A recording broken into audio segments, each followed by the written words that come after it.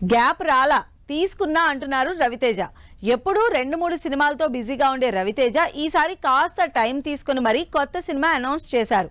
మరి mile stone movie అంటే ఆ మాత్రం టైం తీసుకోవాలిగా అంటున్నారు.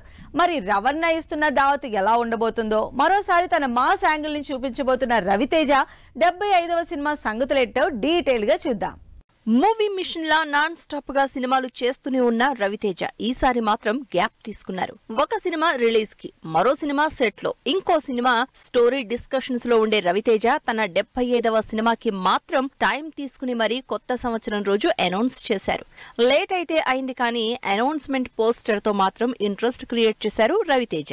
రవితేజ తన 75వ సినిమాని సితారా, శ్రీకర, ఫార్చ్యూన్ 4 బ్యానర్స్ లో భాను భోగవరపు అనే కొత్త డైరెక్టర్ ని పరిచయం చేస్తూ అనౌన్స్ చేశారు.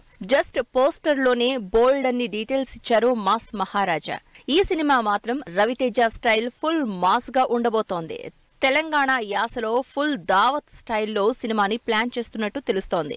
తన సినిమాలకు సాలిడ్ మాస్ బీట్స్ ఇస్తున్న బీమ్స్ ని మళ్లీ మ్యూజిక్ డైరెక్టర్ గా రిపీట్ చేస్తున్నారు రవితేజ. అంతేకాదు ఈ సినిమాకి ఈగల్ డైరెక్టర్ అయిన కార్తిక్ ఘట్టమనేని సినిమాటోగ్రఫీ చేస్తున్నారు.